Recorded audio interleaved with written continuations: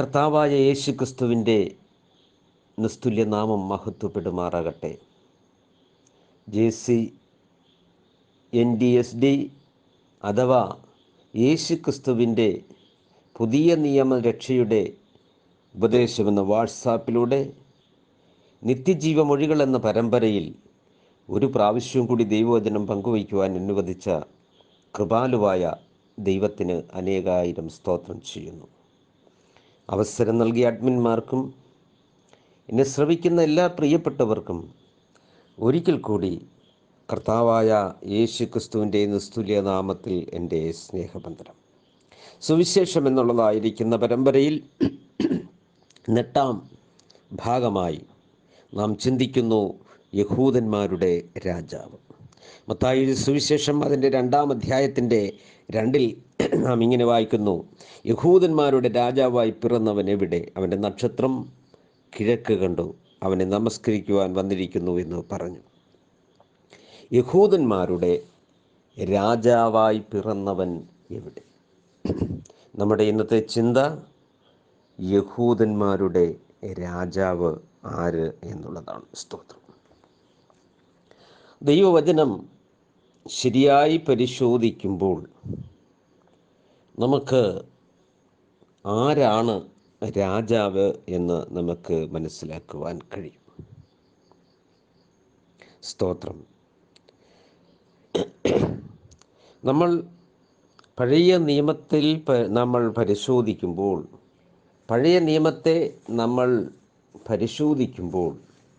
ഒന്ന് ശമൂവേലിൻ്റെ പുസ്തകം 8-ാം അധ്യായത്തിലും 12-ാം അധ്യായമൊക്കെയും വായിക്കുമ്പോൾ സ്തോത്രം, യഹോവ ആകുന്നു യഹൂദന്മാരുടെ രാജാവെന്ന് നമുക്കവിടെ കാണുവാൻ കഴിയും. 8-ാം അധ്യായം പഠിക്കുമ്പോൾ ഒന്ന് ശമൂവേൽ നമ്മൾ പഠിക്കുമ്പോൾ ശമൂവേൽ വൃദ്ധനായപ്പോൾ തൻ്റെ മക്കളെ ന്യായാധിപന്മാരാക്കി. അവർ വളരെ ആഗ്രഹികളായി കൈക്കൂലി വാങ്ങി ന്യായം മറിച്ചു വന്നു. ആകയാൽ ഇസ്രയേൽ മക്കൾ ഒന്നിച്ചുകൂടി ശമൂവേലിനോട്, നിന്റെ വഴിയിൽ അവർ നടക്കുന്നില്ല, ജാതികളെ പോലെ ഞങ്ങൾക്കൊരു രാജാവിനെ വേണം എന്നവർ പറഞ്ഞു. അങ്ങനെ സ്തോത്രം, അതിൻ്റെ 12-ാം അധ്യായത്തിൻ്റെ 12 വായിക്കുമ്പോൾ, യഹോവ നിങ്ങൾക്ക് രാജാവായിരിക്കെ നിങ്ങളൊരു രാജാവിനെ ചോദിച്ചു. ദൈവമാണ് അവരുടെ രാജാവായി ഇരിക്കുന്നത്. സ്തോത്രം. അതുകൊണ്ട് രാജാവായിട്ടുള്ള ദൈവത്തെ തിരസ്കരിച്ച് ജാതികളെ പോലെ മനുഷ്യരിൽ നിന്ന് തിരഞ്ഞെടുക്കുന്ന ഒരു രാജാവിനെ അവർ ആവശ്യപ്പെട്ടു. തൻ്റെ ദാസൻ ദൈവത്തോട് കാര്യമറിയിക്കുകയും ദൈവം അതിന് അനുവദിക്കുകയും അങ്ങനെ ശൗലാദ്യത്തെ രാജാവായി, അവൻ്റെ രാജ്യത്ത് നീങ്ങി 2ാമത്തെ രാജാവായി ദാവീദിനെ തിരഞ്ഞെടുത്തു. സങ്കീർത്തന പുസ്തകം 95-ാം അധ്യായത്തിൻ്റെ 3-ാം വാക്യം വായിക്കുമ്പോൾ, യഹോവ മഹാദൈവമല്ലോ, അവൻ സകല ദേവന്മാർക്ക് മീതെ രാജാവ് തന്നെ. അപ്പോൾ യഹോവ രാജാവാണ്. നമുക്ക് പിന്നെയും തിരുവചനങ്ങൾ നമ്മൾ വായിക്കുമ്പോൾ നമുക്കത് കാണുവാൻ കഴിയുന്നു. സ്തോത്രം. യെശയ്യാപ്രവചനം അതിൻ്റെ 43-ാം അധ്യായത്തിൻ്റെ 15 വായിക്കുമ്പോൾ, ഞാൻ നിങ്ങളുടെ പരിശുദ്ധനായ യഹോവയും ഇസ്രയേലിൻ്റെ സൃഷ്ടാവും നിങ്ങളുടെ രാജാവുമാകുന്നു. അപ്പോൾ അവിടെ പറയുന്നു, ഞാൻ നിങ്ങളുടെ പരിശുദ്ധനായ യഹോവ. 2, ഇസ്രയേലിൻ്റെ സൃഷ്ടാവ്. 3, നിങ്ങളുടെ രാജാവ്. സങ്കീർത്തനത്തിൽ 95-ൽ നാം വായിച്ചു, യഹോവ മഹാദൈവമല്ലോ,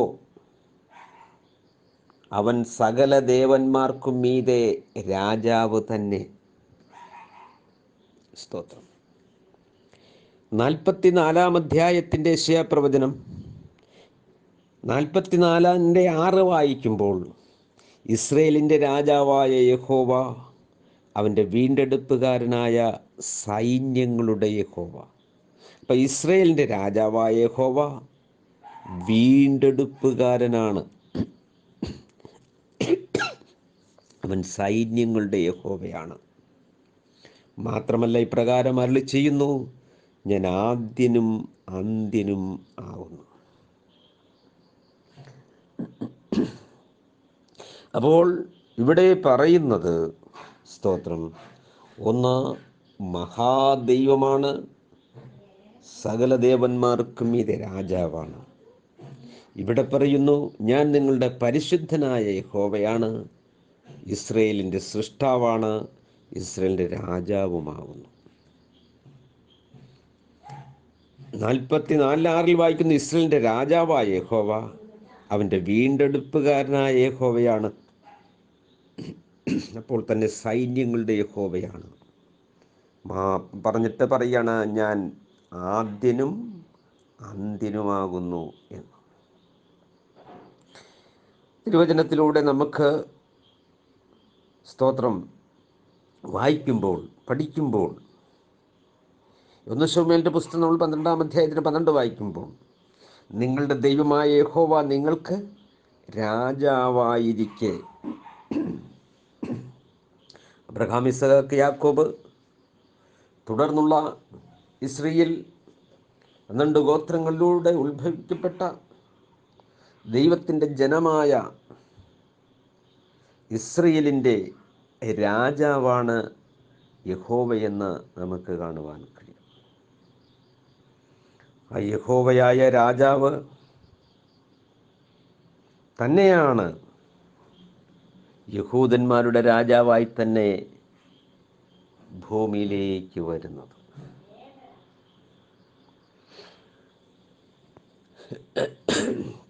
അവൻ ദൈവമെന്ന സമത്വം മുറുകെ പിടിച്ചു കൊള്ളണമെന്ന് വിചാരിക്കാതെ വേഷത്തിൽ മനുഷ്യനായി വരിക, സകല മാനവജാതിയുടെയും പാവങ്ങൾക്ക് പരിഹാരം വരുത്തുവാൻ അവൻ ജഡത്തിൽ വെളിപ്പെട്ട ദൈവമാണ്.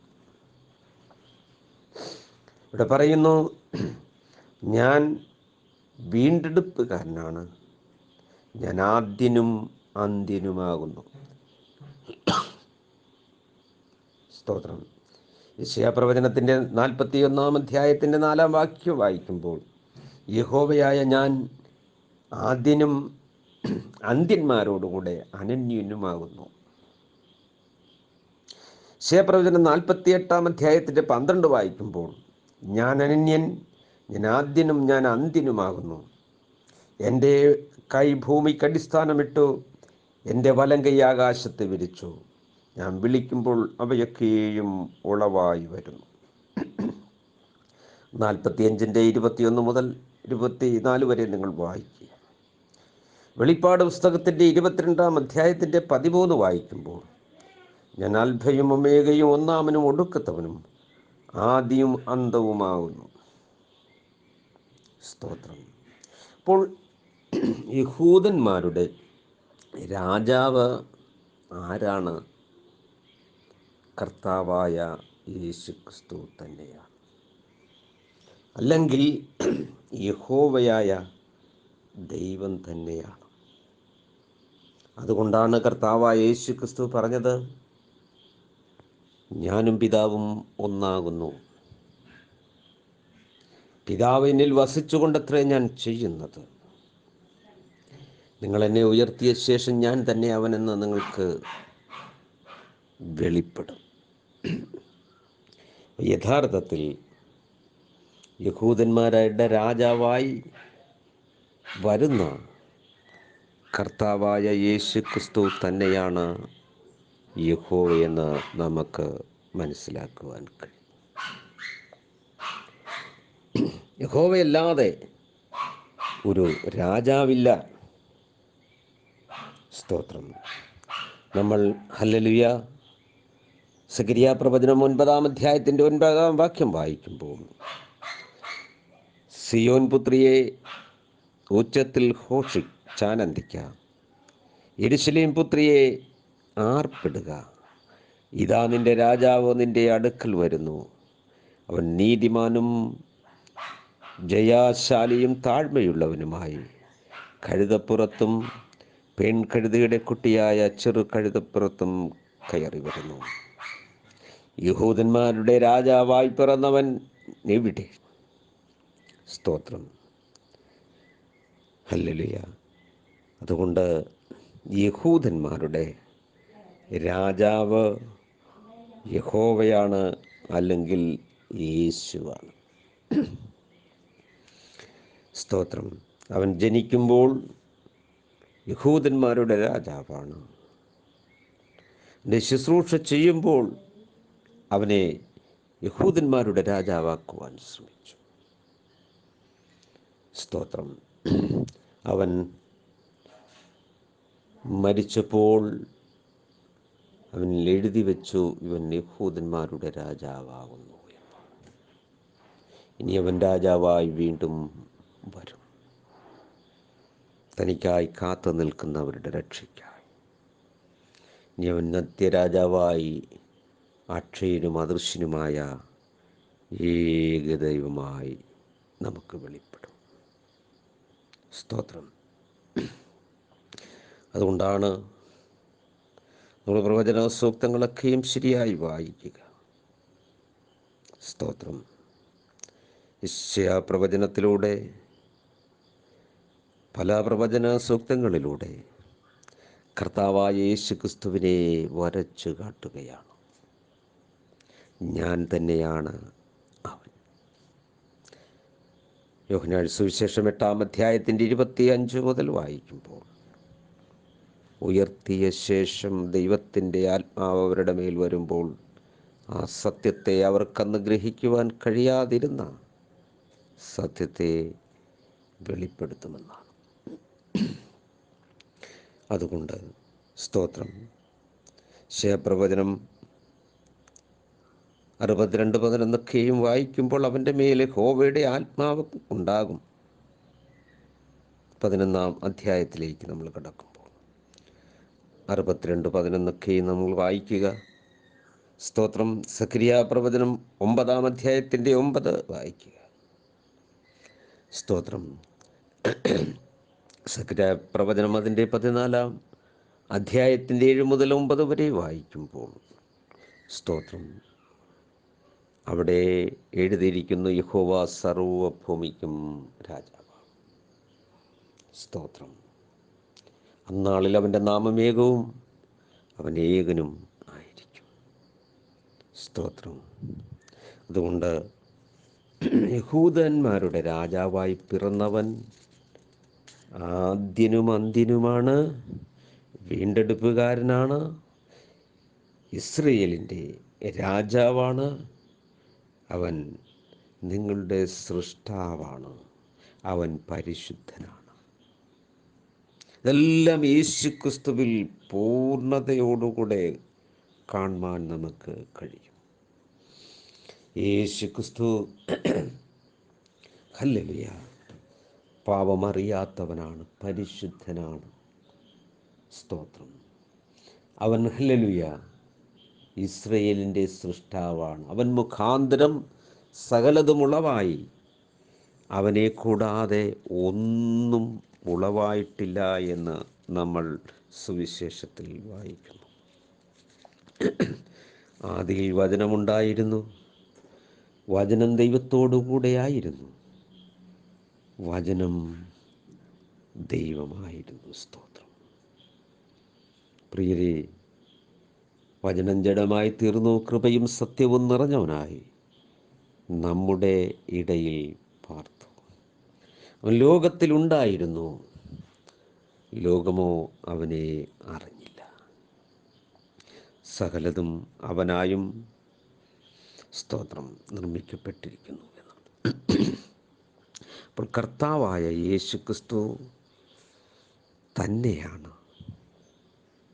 പഴയ നിയമത്തിൽ വെളിപ്പെട്ട യഹൂദന്മാരുടെ രാജാവ്, അല്ലെങ്കിൽ പഴയ നിയമത്തിൽ വെളിപ്പെട്ട രാജാവായ യഹോവ തന്നെയാണ് യഹൂദന്മാരുടെ രാജാവായി യേശുവെന്ന നാമത്തിൽ വെളിപ്പെട്ടത്.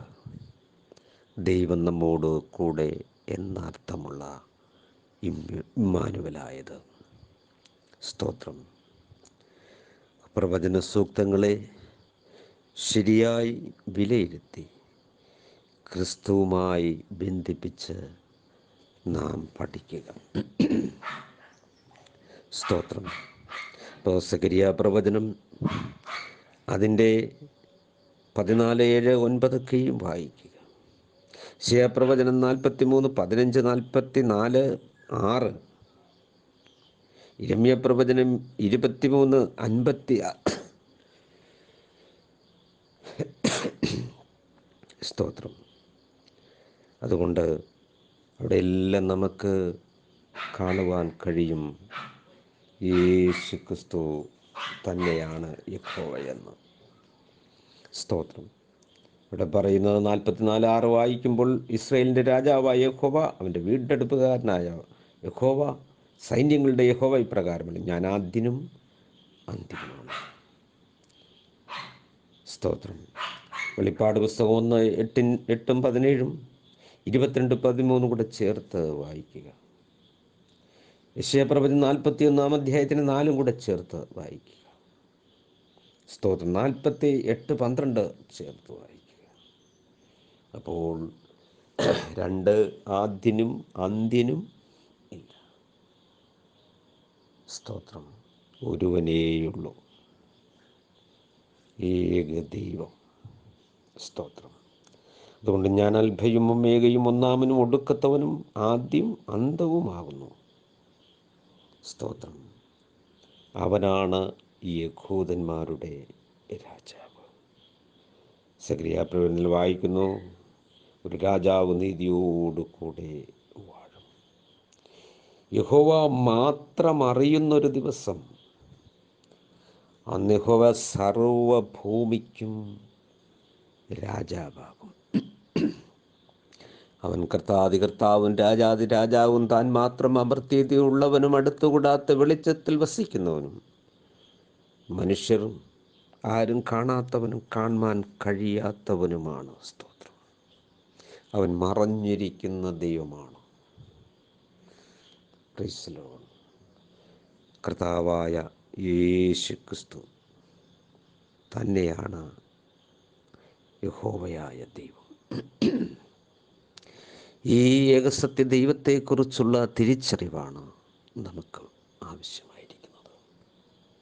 ഒന്നാമത്തെ സുവിശേഷവും രണ്ടാമത്തെ സുവിശേഷവും മൂന്നാമത്തെ സുവിശേഷവും സ്തോത്രം സമമായി, സ്തോത്രം സമവീക്ഷണമായി പ്രഖ്യാപിക്കുമ്പോൾ, മനുഷ്യനെന്ന നിലയിലുള്ള വ്യത്യസ്തതകളെ എടുത്തു കാണിക്കുമ്പോൾ, നാലാമത്തെ സുവിശേഷം യേശു ക്രിസ്തുവിൻ്റെ ദൈവത്വത്തെ പൂർണ്ണമായും വരച്ചു കാട്ടുന്നു. 4 വീക്ഷണകോണുകളിലൂടെ യേശു ക്രിസ്തുവിനെ വരച്ചു കാട്ടുക. അവനാണ് സത്യദൈവവും നിത്യജീവനും എന്ന്. അതുകൊണ്ട് യഹൂദന്മാരുടെ രാജാവ് അവനാണ്, യഹോവ തന്നെയാണ്. അവൻ സർവഭൂമിക്കും രാജാവാകും. അന്നാളിൽ യഹോവ ഏകനും, അവൻ്റെ നാമം ഏകവും ആയിരിക്കും. സ്തോത്രം. പ്രിയരെ, അതുകൊണ്ട് ഈ സത്യത്തിലേക്ക് സ്തോത്രം നിങ്ങളെ വിരൽ ചൂണ്ടുവാനാണ് നക്ഷത്രം എന്നുള്ളതായ വിഷയം. അത് സന്ദേശമായി നമുക്ക് പിന്നീടായി അതിൽ നിന്ന് പഠിക്കേണ്ടതായ പാഠങ്ങൾ, നക്ഷത്രം എന്തിനെയെല്ലാം പ്രതിനിധാനം ചെയ്യുന്നു, നക്ഷത്രം നമ്മളെ പഠിപ്പിക്കുന്നത് എന്താണ്, അതിൽ നിന്ന് നമുക്ക് നൽകിത്തരുന്ന ആത്മീക സത്യങ്ങൾ എന്താണ്, അത് ക്രിസ്തുവിലും അല്ലെങ്കിൽ യഹോവയിലും ഏകസത്യ ദൈവത്തിൽ എങ്ങനെയാണ് അത് വെളിപ്പെടുത്തിയിരിക്കുന്നത്, അതിലെ ഗുണീകരണവും ശാസ്ത്രീയ നീതിയിലെ അഭ്യാസവുമൊക്കെ ആ സന്ദേശത്തിൽ എങ്ങനെയാണ് അടക്കം ചെയ്തിരിക്കുന്നത്, നക്ഷത്രം എന്നുള്ള വിഷയത്തിൽ. അത് നല്ലൊരു വിഷയമായിരിക്കുന്നത് കൊണ്ട് ഞാൻ ആ ഭാഗത്ത് നിന്ന് വിടട്ടെ. നാം ഇന്ന് ചിന്തിക്കുന്നത് യഹൂദന്മാരുടെ രാജാവ് യേശു തന്നെയാണ്, അല്ലെങ്കിൽ യഹോവ തന്നെയാണ്. ഈ സത്യമാണ് നമുക്ക് ഈ നാളിൽ വെളിപ്പെടേണ്ടത്. അതുകൊണ്ട് തന്നെയാണ് അപ്പോസ്തലന്മാരുടെ ഉപദേശത്തിൽ നിന്ന് നാം വ്യതിചലിച്ചു പോകരുതേ എന്ന് ഓർമ്മപ്പെടുത്തുന്നത്. അവരുടെ ഉപദേശമൊന്നും അശുദ്ധിയിൽ നിന്ന് വന്നതല്ല. അവർ സ്വന്തം വ്യാഖ്യാനം കൊണ്ട് ചമച്ചതല്ല. പരിശുദ്ധാത്മാവ് അവരുടെ മേൽ വന്നപ്പോൾ, അല്ലെങ്കിൽ എൻ്റെ ആത്മാവ്, യഹോവയുടെ ആത്മാവ് അവരുടെ വന്നപ്പോൾ, അല്ലെങ്കിൽ ക്രിസ്തുവിൻ്റെ ആത്മാവ് അവരിൽ വന്നപ്പോൾ, സ്തോത്രം, അവർക്ക് മറഞ്ഞിരുന്ന, സ്തോത്രം, അവർക്ക് വെളിപ്പെടാതിരുന്ന സത്യത്തെ തിരുവചനത്തിൻ്റെ അടിസ്ഥാനത്തിൽ അവർക്ക് വ്യാഖ്യാനിച്ച് ലഭിക്കപ്പെട്ടതിന് ശേഷമാണ് അവരാ കാര്യം സംസാരിക്കുന്നത്. അതാണ് അപ്പോസ്തലപ്രവൃത്തി 10:43 പറയുന്നത്, അവൻ്റെ നാമം മൂലം സകല ജാതികൾക്കും പാപമോചനം ലഭിക്കുമെന്ന് സകല പ്രവാചകന്മാരും പറഞ്ഞിരിക്കുന്നു. അപ്പോൾ പ്രവാചക സൂക്തങ്ങളെ ആധാരമാക്കിക്കൊണ്ടാണ് അവർ ഹല്ലേലൂയ യേശു ക്രിസ്തുവിൻ്റെ നാമത്തെ ഉയർത്തിക്കാണും. കാരണം അന്നാളിൽ അവൻ്റെ നാമം ഏകം, അവൻ ഏകനുമായിരിക്കും. യേശുവെന്ന പാപങ്ങളുടെ വിമോചകനെന്ന, സ്തോത്രം, ആ നാമം ദൈവം നമ്മോട് കൂടെ എന്നർത്ഥമുള്ള ഇമ്മാനുവൽ തന്നെയാണ്. സ്തോത്രം. ഈ സത്യമാണ് നാം അറിയേണ്ടത്. യഹോവ ഏകൻ തന്നെ. ഏകസത്യദൈവമായ നിന്നെ നീ അയച്ചിരിക്കുന്ന യേശു ക്രിസ്തുവിനെ അറിയുന്നത് തന്നെയാണ് നിത്യജീവൻ. അതുകൊണ്ട് നിങ്ങൾ മനസ്സാന്തരപ്പെട്ട് നിങ്ങളുടെ പാപങ്ങളുടെ മോചനത്തിനായി ഓരോരുത്തരും യേശു ക്രിസ്തുവിന്റെ നാമത്തിൽ സ്നാനമേൽപ്പിൻ, എന്നാൽ പരിശുദ്ധാത്മാവെന്ന ദാനം ലഭിക്കും. നമ്മളെ ധാരാളമായി ദൈവം അനുഗ്രഹിക്കുമാറാകട്ടെ. ബുദ്ധിമാന് സൂചന മതിയല്ലോ. സത്യത്തിൻ്റെ പരിജ്ഞാനത്തിലേക്ക് നമ്മളെ എത്തുവാൻ കൃപാലുവായ ദൈവം നമ്മളെ സമർത്ഥമായി അനുഗ്രഹിക്കുമാറാകട്ടെ. ആമേൻ. യേശുവേ നന്ദി, യേശുവേ നന്ദി, യേശുവേ നന്ദി. God bless you. ദൈവം നമ്മളെ വചനങ്ങളാൽ അനുഗ്രഹിക്കുമാറാകട്ടെ. ആമേൻ.